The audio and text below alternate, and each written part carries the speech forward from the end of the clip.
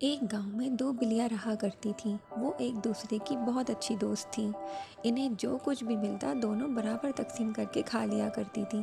एक दिन इन्हें रोटी का टुकड़ा मिला। इसे दोनों ने तकसीम कर लिया, लेकिन तकसीम करने के बाद दोनों में झगड़ा पैदा हो गया। एक बिल्ली कहने लगी, तुम्हारी रोटी का टुकड़ा बड़ा है, तो दूसरी बिल्ली कहने लगी, नहीं नहीं, तुम्हारी रोटी का टुकड़ा बड़ा है।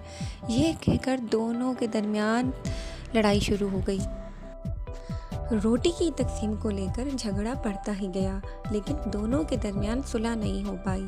तब वो दोनों बिल्लियाँ इंसाफ के लिए एक बंदर के पास चली गईं और बंदर को इंसाफ के लिए बड़ा बनाया।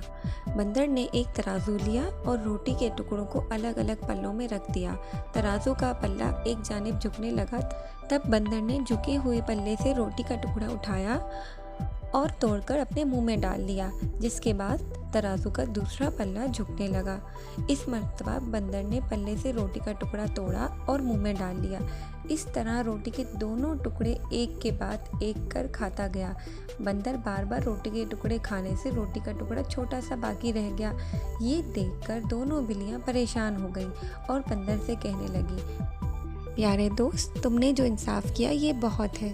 तुम्हारे इंसाफ को एक सलाम।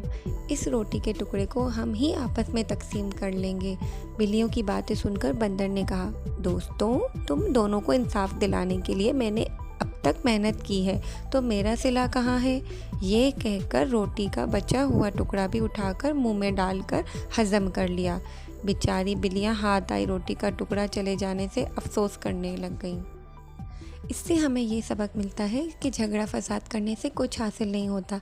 इत्तेहाद में बरकत होती है। हमें आपस में इत्तेफाक और मोहब्बत से रहना चाहिए और मिल बांट कर खाना चाहिए।